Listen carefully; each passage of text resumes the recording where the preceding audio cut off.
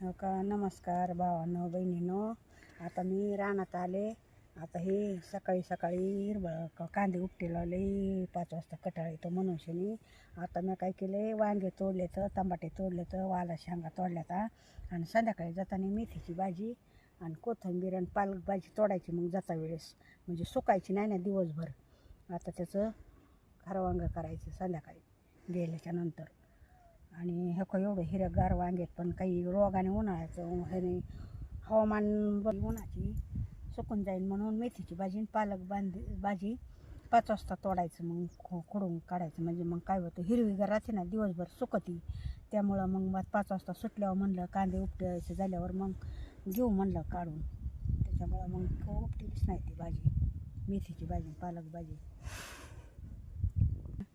तुम्हाला आमचा व्हिडिओ आवडला का नाही, चॅनलला सबस्क्राईब करा.